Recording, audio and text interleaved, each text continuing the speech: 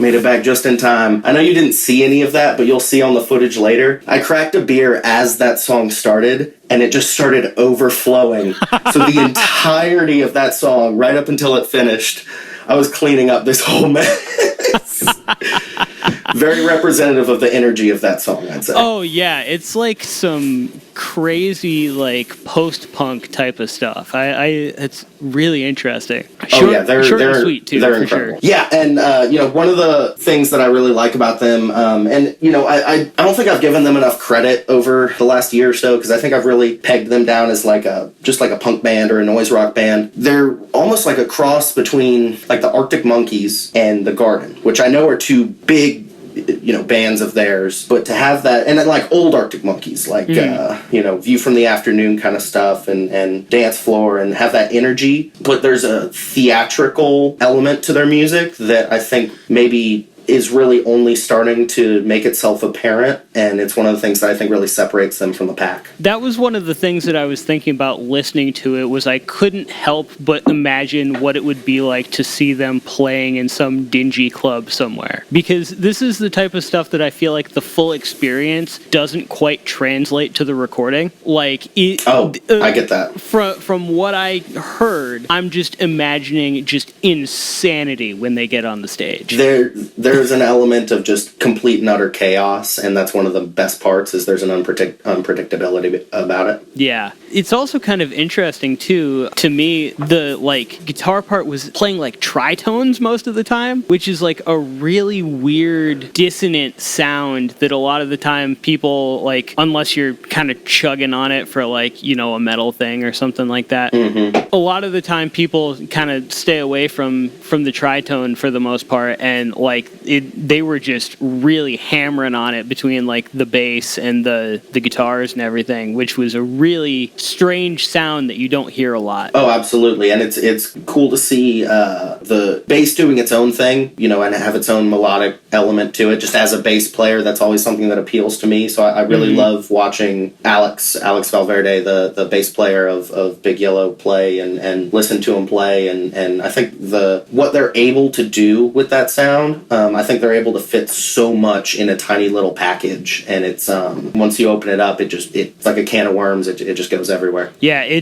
like I said, it's almost hard to like fully talk about it without like having seen it live, because I feel like there's just kind of an element of it that's missing. But there's definitely a lot of energy and some like really cool untapped sounds in that I'm looking forward to looking up some videos of them later. Yeah, one of the best parts about them is their music videos are really creative, and like I said, that's one of the reasons we picked Nico to direct our video, was seeing this almost short film style, almost like a lo-fi type of filmmaking, but it is so well put together and executed so tightly and professionally. It's really impressive, and I think it really embodies a lot of that DIY, because they do all of that stuff themselves. That's awesome. I think that the DIY aspect of that is really cool. It's definitely like exhausting, but very rewarding to do fully DIY promotion and videos and production and everything. Oh, absolutely. And that's the challenge that you get nowadays with having, you can shoot a video on an iPhone if you want to, and you can even edit it on there, but there's more responsibility on you as the creator, not just to do it, but to do it well, and that takes time to learn that craft. And so there are people who just make it their life, and nowadays that's one of the things that separates you from the pack, is the ability to just take all of that upon yourself, instead of just throwing money at someone who really doesn't understand what you want, has their own expectations and vision and things going on in their life. And I think in a lot of ways, while freeing and inspiring as that can be, it puts a lot of people in a box, because they don't know how to break out of that ceiling of, hey, I have all these really good songs and this good content that, is impressive to me and impressive to people I show it to, but it's not really making a mark anywhere. Well, you're not really doing anything to separate yourself from the pack, and there's so much work that goes into that, and it's not even about being better than anything else. It's literally just saying, or finding some platform to say, hey, this is me, and this is why you should care. And that's hard to do when there's so much stuff out there. And you said that they started doing the This is the same group that did the like vinyl kind of thing on TikTok, right? Correct, and that blew up. See, that's the thing is I feel like a lot of the time with the like modern promotion, especially with like TikTok and things like that, you almost have to find another thing that isn't associated with your music specifically, that you can find a niche that you can then kind of like grow an audience and then be like, oh, by the way, also I do cool music stuff. Because like I feel like you see that a lot with people who will do like videos about production or videos about their favorite bands. I've been doing recently, I want to get back into it, but on TikTok a little bit, been doing like metal albums that people looking to get into metal should listen to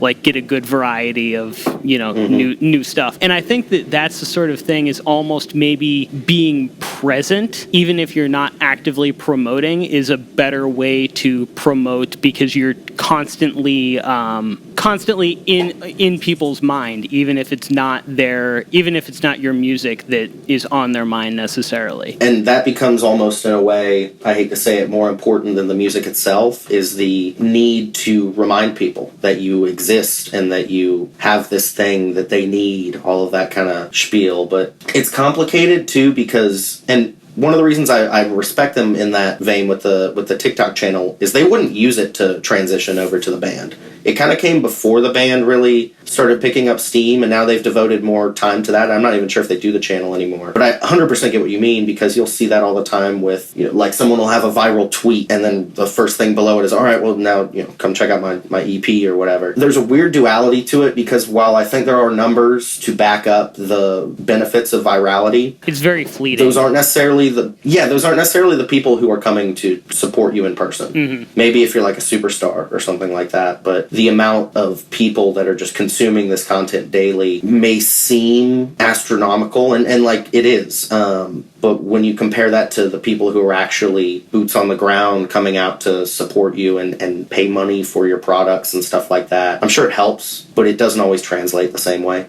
Oh yeah, 100%. So my next song is going to be a bit of a change of pace. It's a band that I found late last year, probably like November-ish, and I found them through TikTok because they were promoting their then new EP. They've released a couple of singles since then. They're a kind of like indie rock band from Memphis, Tennessee, and the band is called Lemons with an apostrophe. It's possessive. And this song is called Peace of Mind, and I think it's really neat because it takes that kind of like indie rock sound but makes it super funky. So check this out.